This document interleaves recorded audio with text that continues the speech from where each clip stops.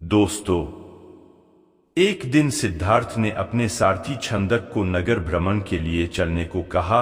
छंदक ने तुरंत राजकुमार के प्रिय घोड़े कंथक को तैयार किया। उस पर राजकुमार को सवार कराकर वह नगर भ्रमण के लिए चल पड़ा। राजा शुद्धोधन ने ऐसा प्रबंध कराया था कि राजकुमार को मार्ग में कोई करुणाजनक दृश्य दिखाई न दे, ताकि उसके मन में विरक्ति की भावना उत्पन्न न हो। जिस मार्ग से उन्हें जाना था उसे स्वच्छ करके सजाया गया था। उस मार्ग पर दोनों ओर सुंदर सुंदर लड़के लड़कियां खड़े थे। जब सिद्धार्थ उनके पास से गुजरते तो वे उन पर फूल बरसाते। कहीं दुख या कष्ट का नाम भी दिखाई नहीं दे रहा था। राजकुमार सिद्धार्थ भी उस समय प्रसन्न दिखाई दे रहे थे। एकाएक उनकी दृष्टि कहीं दूर उठ गई। एक झुकी हुई कमर वाला वृद्ध व्यक्ति उन्हीं की ओर चला आ रहा था। उसका मुंह झुर्रियों से भरा हुआ था, आंखें अंदर को धंसी हुई थी, हाथ पैर कांप रहे थे। वह लाठी का सहारा लेकर बड़ी मुश्किल से चल पा रहा था। जरा उधर देखो, छंदक सिद्धार्थ ने उस वृद्ध की ओर संकेत करते हुए कहा, उस आदमी की ओर जिसकी कमर झुकी हुई है। मुझे बताऊं कि उसे क्या हो गया है। वह इतना असुंदर क्यों है? वह ठीक से चल क्यों नहीं पा रहा? राजकुमार, छंदक ने उत्तर दिया, वह व्यक्ति बूढ़ा हो गया है। उसकी आयु अधिक हो गई है। अधिक आयु हो जाने पर व्यक्ति ऐसा ही हो जाता है। तो क्या आयु अधिक हो जाने पर मैं और यशोधरा भी ऐसे ही हो जाएंगे? सिद्धार्थ ने चिंतित स्वर में पूछा, हम भी बूढ़े हो जाएंगे? हम भी असुंदर हो जाएंगे? हम भी ठीक से नहीं चल पाएंगे? सच यही है राजकुमार, छंदक ने उत्तर दिया, ऐसा सभी के साथ होता है। बूढ़ा हो जाने पर मनुष्य की यही दशा होती है। शरीर इसी प्रकार कमजोर और असुंदर हो जाता है। सिद्धार्थ की सारी प्रसन्नता छूमंतर हो गई। उन्होंने छंदक को महल लौट चलने की आज्ञा दी। जब सिद्धार्थ अपने महल पहुंचे तो उन्होंने यशोधरा को अपनी प्रतीक्षा करते हुए पाया। उन्हें उदास देखकर यशोधरा ने पूछा, क्या बात है? स्वामी, क्या आप थक गए हैं? नहीं यशोधरा, सिद्धार्थ ने एक लंबी सांस लेकर उत्तर दिया, मैं थका हुआ नहीं हूं। बात यह है कि आज मैंने एक ऐसे व्यक्ति को देखा जो बहुत कमजोर था। उसका पूरा शरीर कांप रहा था, उसकी आंखें झुकी हुई थी और वह असुंदर हो गया था। छंदक कहता है, वह बूढ़ा हो चुका है। बूढ़ा हो जाने पर ऐसा ही होता है। यह देखकर मेरा मन उदास हो गया। इस प्रकार तो मेरी दशा भी आगे चलकर ऐसी ही हो जाएगी। आप व्यर्थ ही दुखी हो रहे हैं। यशोधरा ने कहा, छोड़िए इस बात को, आप अपने मनोरंजन कक्ष में जाइए। पिताजी ने आपके मनोरंजन के लिए खास नर्तकी और गायिका को बुलाया है। आप वहां जाकर मनोरंजन कीजिए, आपकी सारी उदासी दूर हो जाएगी। यशोधरा की बात मानकर सिद्धार्थ मनोरंजन कक्ष में चले गए। वहां नर्तकी और गायिका ने अपनी कला का भरपूर प्रदर्शन किया। उन्होंने सिद्धार्थ की उदासी को दूर करने का पूरा प्रयास किया, लेकिन सिद्धार्थ की उदासी दूर न हुई। उनकी आंखों के सामने रह रहकर वही वृद्ध व्यक्ति घूम रहा था जिसे उसने मार्ग में देखा था। वह बार बार यह सोच रहा था कि क्या बूढ़ा होने से बचने का कोई उपाय नहीं है। कुछ दिनों बाद अचानक सिद्धार्थ ने पुनः भ्रमण की इच्छा व्यक्त की। इस बार छंदक एक रथ सजाकर ले आया। रथ पर सवार होकर सिद्धार्थ पुनः नगर की ओर भ्रमण की ओर चल पड़े। इस बार छंदक पूरा प्रयास कर रहा था कि राजकुमार को कोई करुणाजनक दृश्य दिखाई न दे, लेकिन जो होना होता है वह होकर ही रहता है। मार्ग में सिद्धार्थ को एक रोगी व्यक्ति दिखाई दिया। वह रोग के कारण कराह रहा था। सिद्धार्थ ने तत्काल रथ रुकवाया और छंदक से पूछा, इसे क्या हो गया है? यह इस प्रकार कराह क्यों रहा है? राजकुमार, छंदक ने उत्तर दिया, इसे रोग ने घेर रखा है। यह रोग के कष्ट को सहन नहीं कर पा रहा, इसी कारण कराह रहा है। परंतु इसे रोग ने क्यों घेर लिया? सिद्धार्थ ने आश्चर्य से पूछा। छंदक ने उत्तर दिया, रोग तो बड़े बेस्वस्थ व्यक्तियों को भी घेर लेता है, उन्हें भी रुला देता है। इसमें आश्चर्य की कोई बात नहीं है। अपने जीवन काल में कोई न कोई रोग लगभग प्रत्येक व्यक्ति को हो जाता है। ओह! सिद्धार्थ बड़बड़ाए, तो रोग भी मनुष्य को कष्ट पहुंचाते हैं। इनसे भी मनुष्य नहीं बच सकता, मैं भी नहीं बच सकूंगा। जब मुझे भी कोई रोग हो जाएगा तो मैं इसी तरह दर्द से कराहूंगा। छंदक ने रथ को आगे बढ़ाया। थोड़ा आगे चलने पर सिद्धार्थ को एक शव यात्रा जाती हुई दिखाई दी। उन्होंने पुनः छंदक से प्रश्न किया, यह कैसा दृश्य है? 4 व्यक्ति अपने कंधों पर किसे लेकर जा रहे हैं? इनके पीछे कुछ लोग रोते हुए क्यों जा रहे हैं?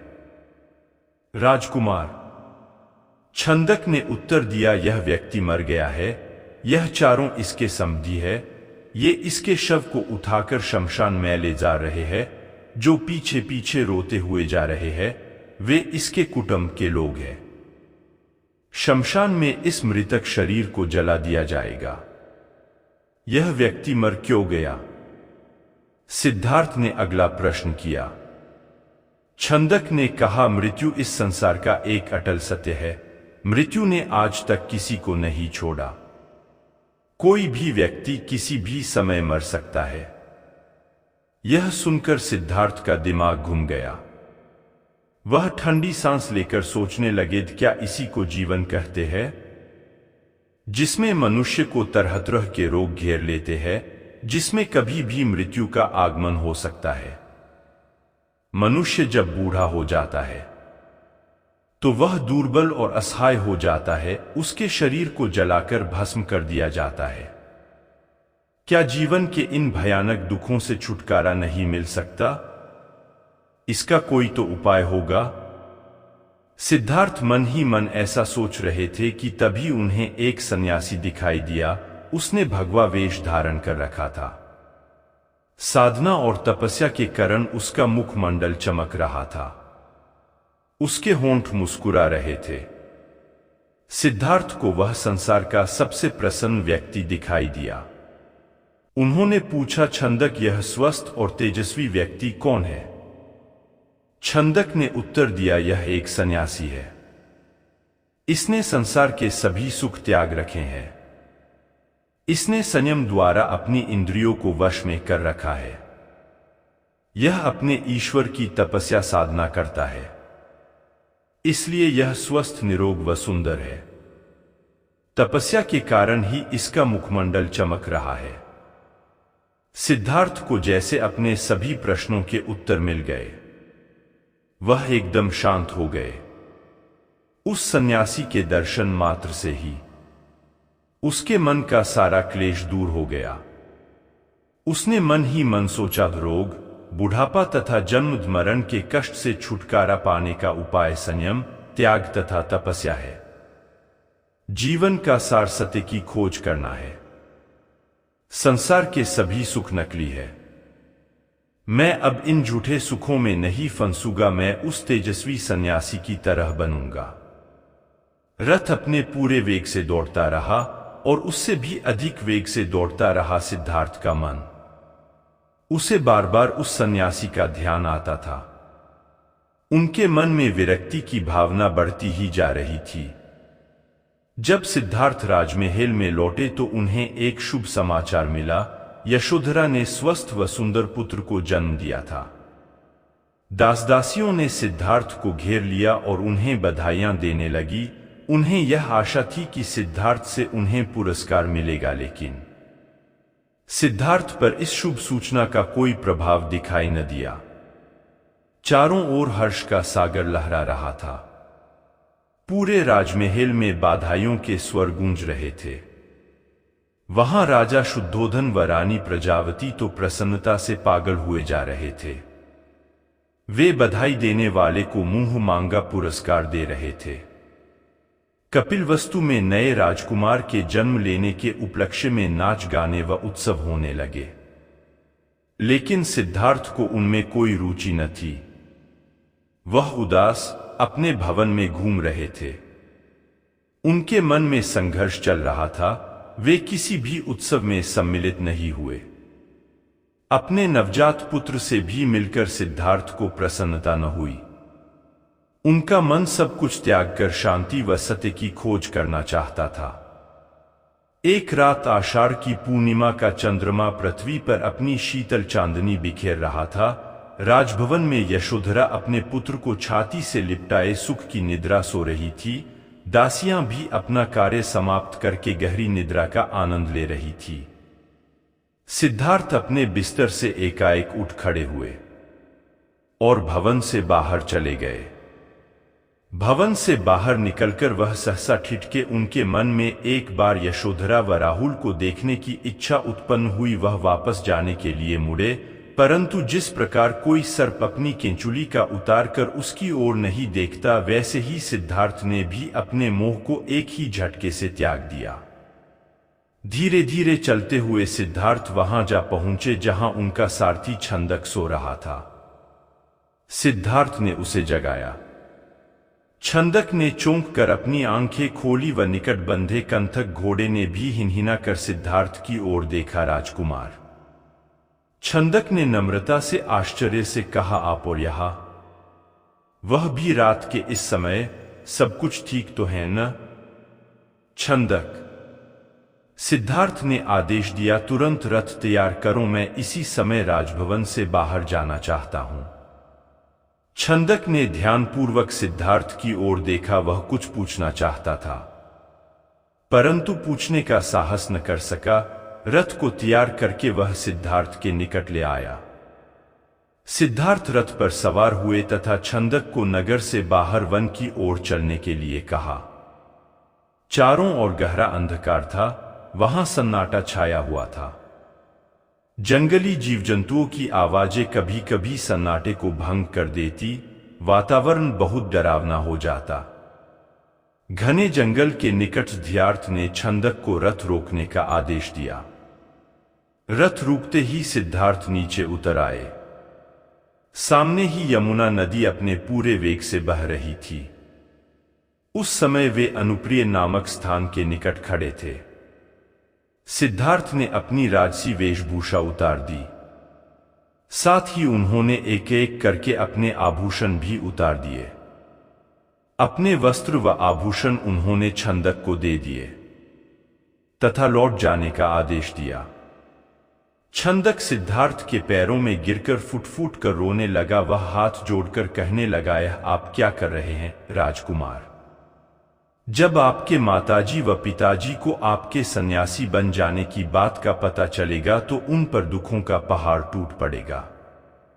रानी यशोधरा पर क्या बीतेगी? आप अपना निर्णय बदल लीजिए। मेरे साथ राजमहल लौट चलिए। नहीं छंदक, सिद्धार्थ ने सुंदर व सुगंधित बालों को काटकर कहा, मैं अब नहीं लौटूंगा। मैंने सोच विचार करके ही यह निर्णय लिया है। मैं सत्य व ज्ञान का मार्ग खोजना चाहता हूं, जिससे मानव शांति पा सके। तुम आंसू पोंछ लो और राजभवन लौट जाओ। छंदक को सिद्धार्थ की आज्ञा का पालन करना पड़ा। उसने सिद्धार्थ का चरण स्पर्श किए, उनके कीमती वस्त्रों व आभूषणों को रथ में रखा और कपिलवस्तु की ओर चल पड़ा। जिस समय छंदक राजभवन में लौटा, सुबह का प्रकाश चारों ओर फैल चुका था। राजा शुद्धोधन बाग में भ्रमण कर रहे थे। जब उन्होंने सिद्धार्थ का खाली रथ देखा तो उनके माथे पर बल पड़ गए। उन्होंने क्रोध से छंद की ओर देखा और पूछा, तुम बिना बताए सिद्धार्थ का कहां ले गए थे? वह इस समय कहां है? छंदक ने रोते हुए वह पूरी बात बता दी। फिर रथ से सिद्धार्थ के कीमती वस्त्र व आभूषण लाकर उन्हें सौंप दिए। शुद्धोधन उन वस्त्र आभूषणों को छाती से लिपटाकर फूट फूट कर रोने लगे। उन्होंने कहा, विद्वान पंडितों व ज्योतिषियों की भविष्यवाणी आज सच हो गई। मेरा बेटा संसार के सभी सुखों को ठुकराकर सन्यासी बनने चला गया। रानी प्रजावती को जब इस बात की सूचना मिली तो वह पछाड़ खाकर गिर पड़ी। जब यशोधरा तो पता चला तो वह भी इस बात को सहन न कर सकी। वह विलाप करने लगी, हैं स्वामी, तुम बिना कहे ही घर छोड़कर चले गए, मुझसे कम से कम एक बार मिल तो लेते। क्या मैं इस योग्य भी गए, मुझसे कम से कम एक बार मिल तो लेते। क्या मैं इस योग्य भी नहीं थी? क्या तुम्हें अपने छोटे से पुत्र का भी धन नहीं आया? कम से कम उससे तो मिलकर जाते। इसके बाद यशोधरा ने भी राजसी वेशभूषा उतार फेंकी। केवल सुहाग चिन्हों को छोड़कर उसने सभी आभूषणों का त्याग कर दिया। वह साधारण भोजन करती तथा पृथ्वी पर सोती। उसकी यह दशा देखकर प्रजावती बहुत दुखी होती। वह यशोधरा को छाती से लगाकर रो पड़ती और अपने स्वास्थ्य का ध्यान रखने के लिए कहती, यह तेरे खेलने खाने की आयु है। बहू वे यशोधरा से कहती, परंतु तूने तो सिद्धार्थ की तरह ही संसार के सभी सुख छोड़ दिए। क्या यह ठीक है? इस तरह रहने से क्या तुम बीमार नहीं पड़ जाओगी? तब राहुल की देखभाल कौन करेगा? माताजी यशोधरा उत्तर देती, मेरे पति अब सन्यासी बन चुके हैं। वे पृथ्वी पर शयन करेंगे तथा जंगली फूल फलों का भोजन करेंगे। ऐसे मैं भला राजभवन में सुख के साथ कैसे रह सकती हूं? आप कृपया दुखी न हो, राहुल में ही इसके पिताजी की छवि को देखें, इससे आपको शांति मिलेगी। प्रजावती राहुल को छाती से लिपटाकर रो पड़ी।